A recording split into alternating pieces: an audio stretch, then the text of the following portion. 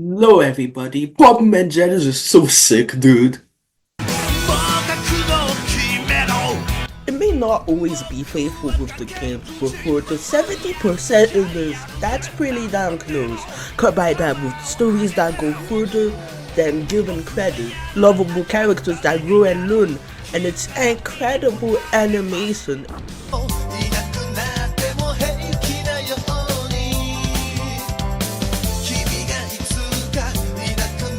It can be funny, it can be odd, it can be heartwarming, it can even be gut-wrenching. So let's not waste any time and take a look at the top 12 best episodes. Why 12? Because 10 and 5 are overrated, so sit back and enjoy the top 12 best Bomberman episodes.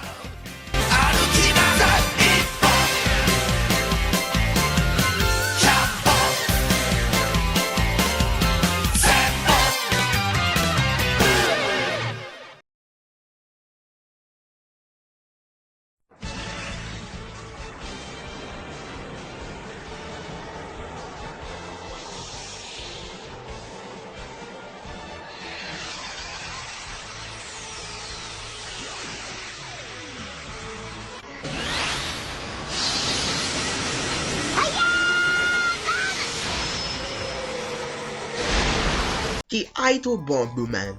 Mighty returns to planet Bomber to guard the Cosmo Diamond. No, not that Cosmo. As he reunites with his younger brother Zero.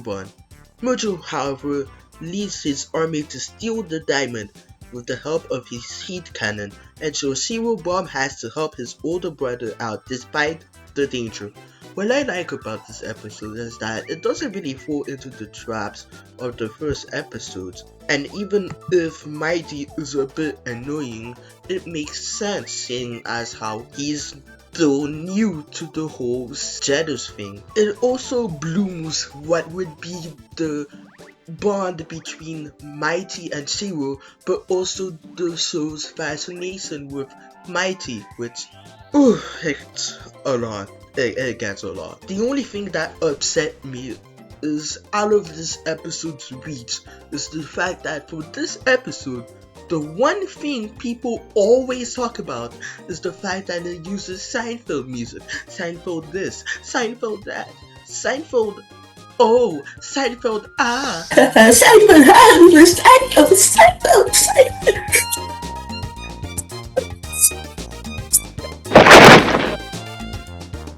Seinfeld.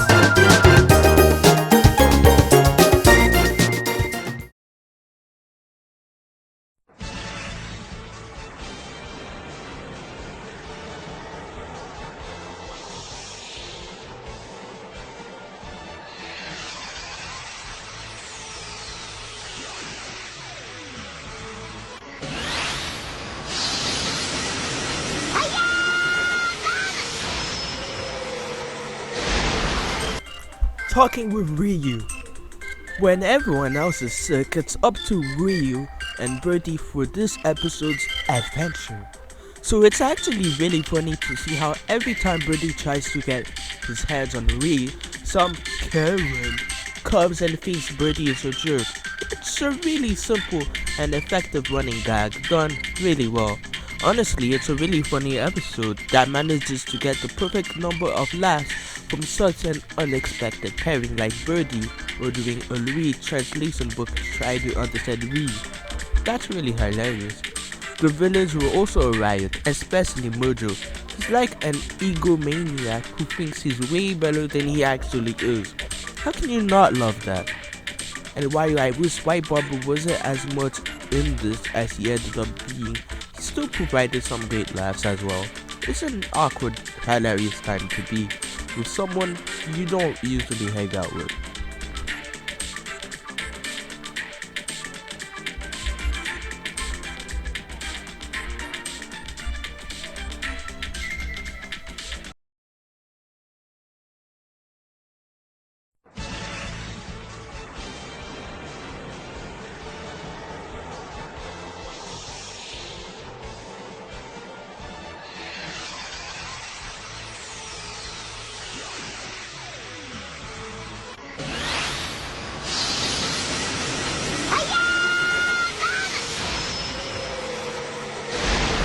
The glorious Hiji Hiji Bandits. This episode has such a great idea.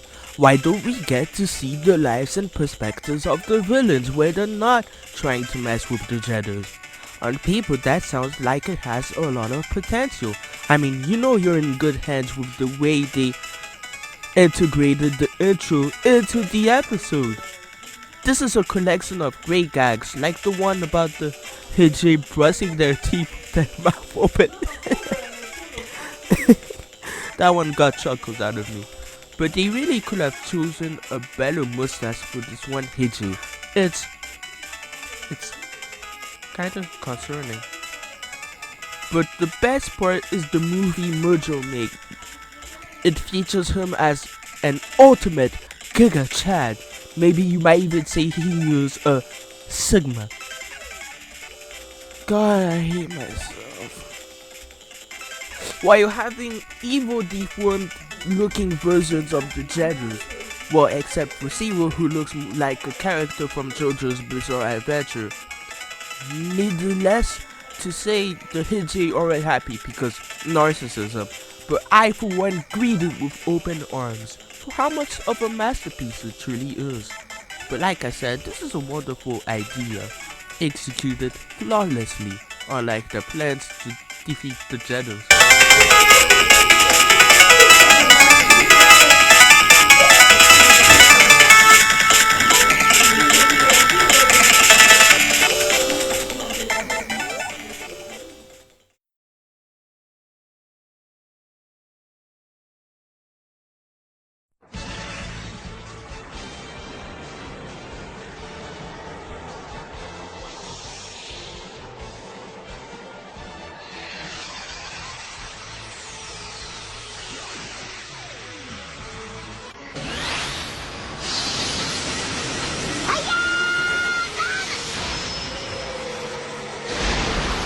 Curry and the Prince.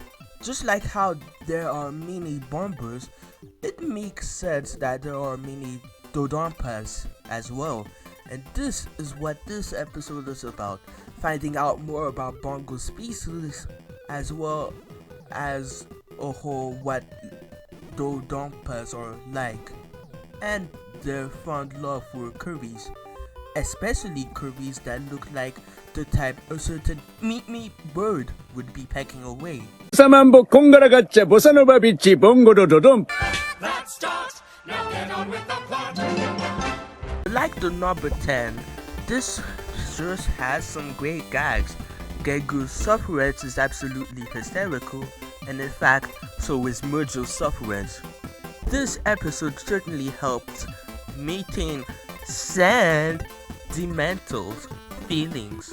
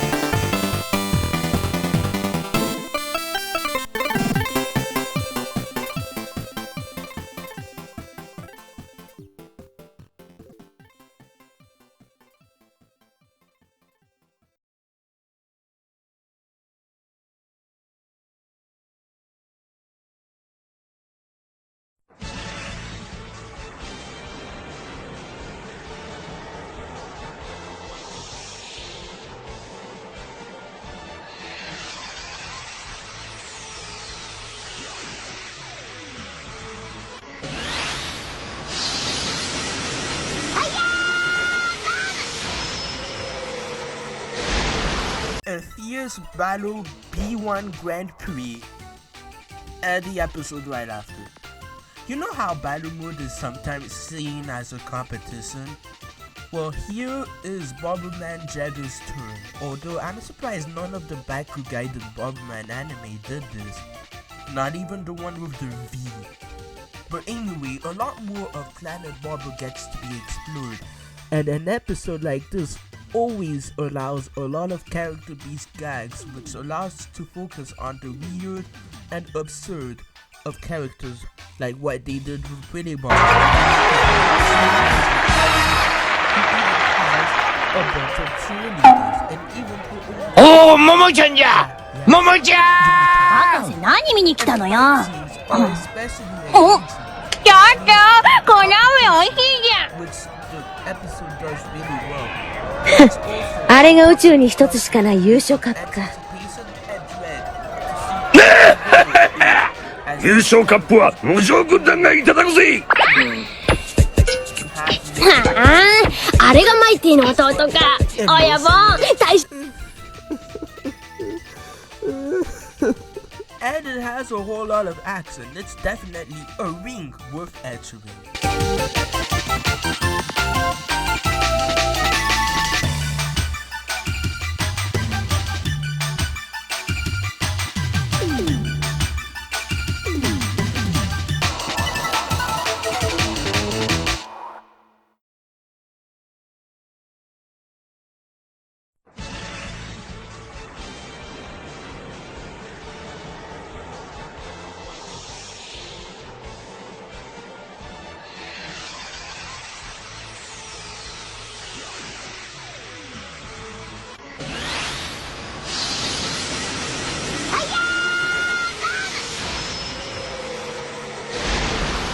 A close look at the Jedders. Just like with the glorious Hiji Bandits, we focus on the lives of the Jedders, and just like that episode, this also has a lot of potential. 危ないガングラバー。ラブラドールが後ろにいるぞ。そうだ、ガングラバー。ガングラバーの最高。 Hey look, it's me in this very video! Unlike the glorious Hiji Bandits, this episode is far more atmospheric, which I can really appreciate. It's why I put it higher than the glorious Hiji Bandits. A lot of the humor in this comes from the mundane nature of work and life. Think of this episode like Seinfeld without the stand of comedy.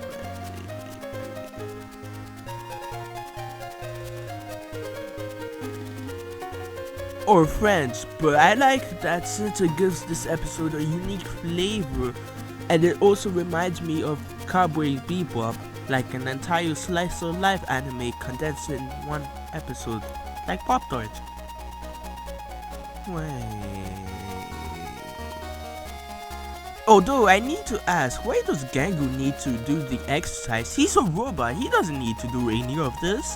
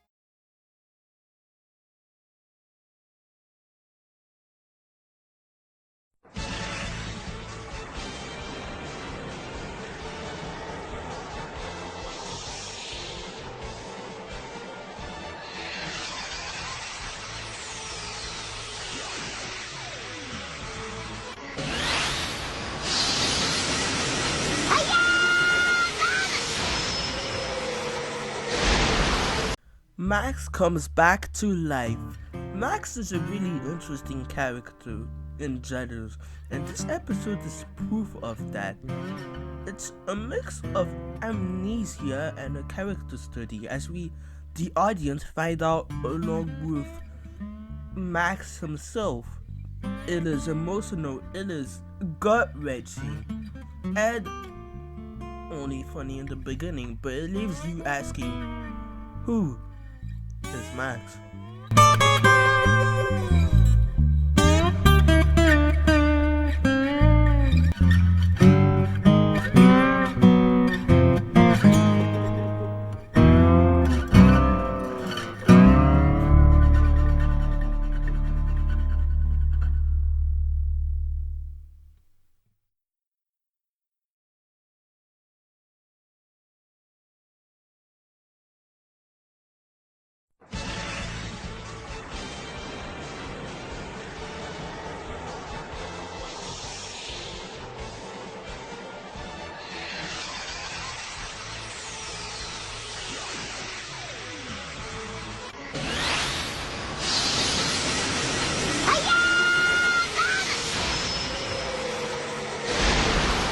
The glamorous mermaid and sunrise bomber friendship.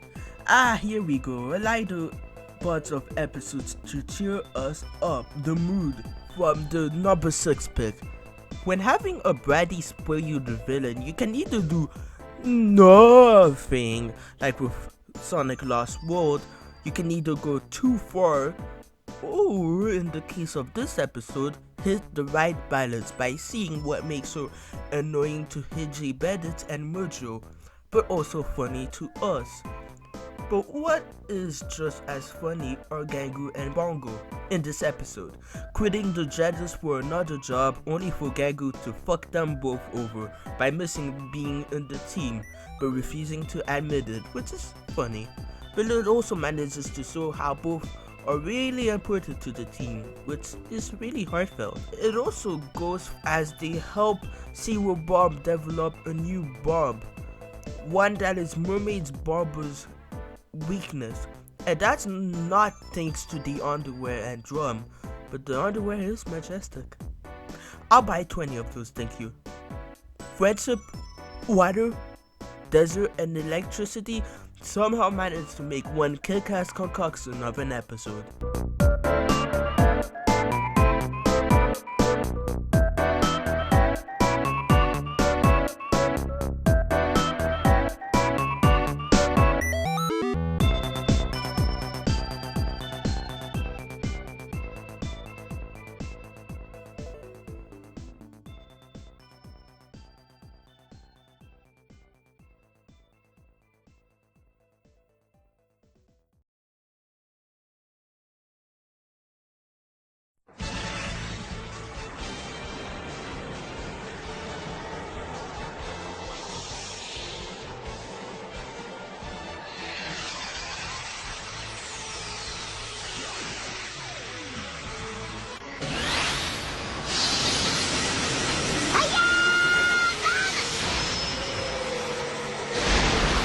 Underground Go Go Go. When Zero Bond destroys the only space core they had, South sees the opportunity for getting space core and takes it, but so does Mojo.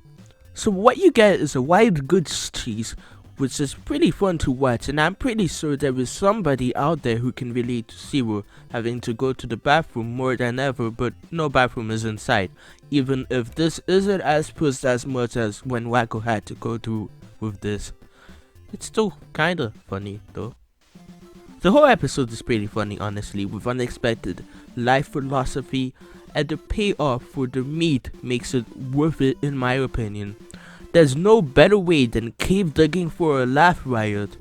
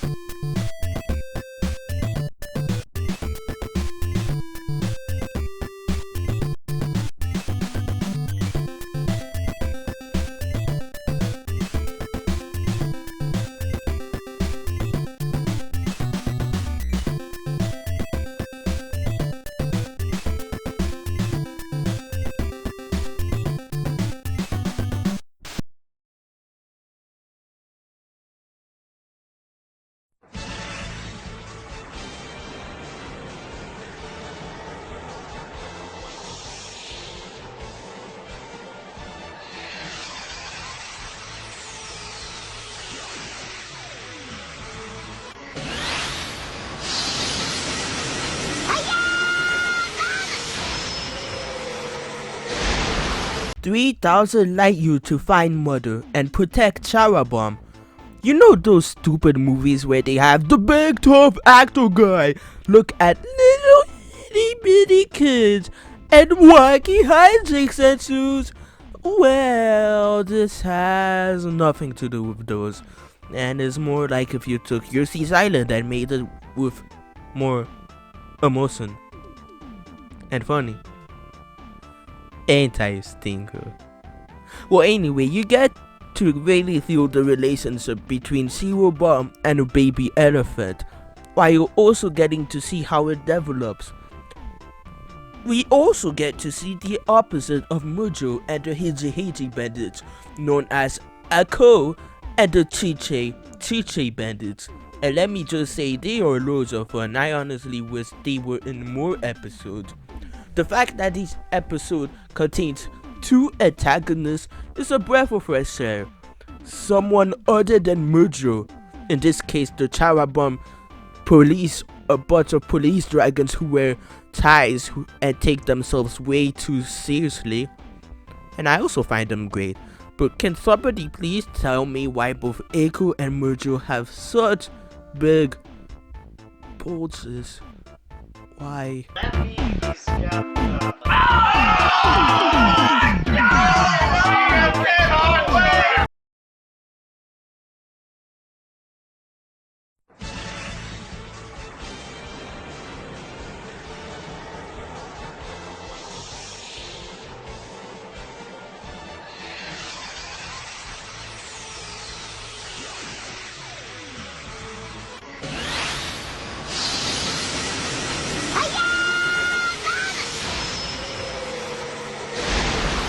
Goodbye, Jedders. After losing back in episode 13, Zero gets fired and returns to Planet Bomber. You know, sometimes I've come close to giving up myself. There were many instances where this was the case, and there were times I either stopped caring or even straight up wanted to run away. Which is why an episode like this is important.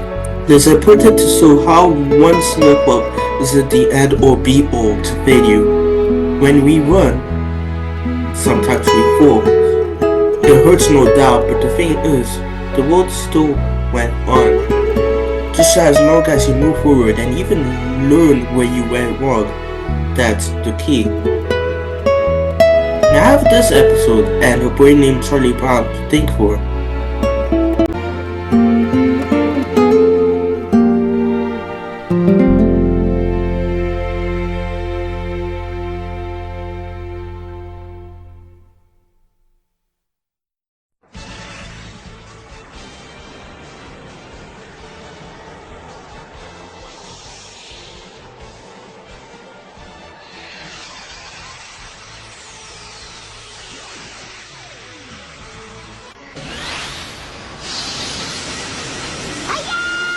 And the number one best Bomberman Jenners episode is Keep Going Jenners.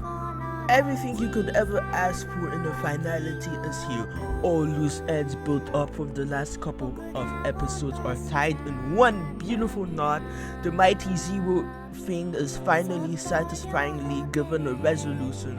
And even if what happens in this isn't much, to me it packs just as much punch as if an episode was fully packed. Farewell, Jenners.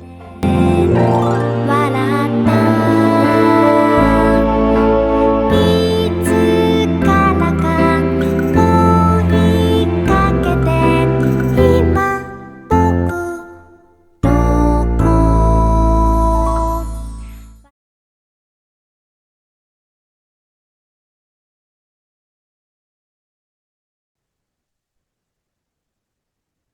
This was Joseph and go watch Judges.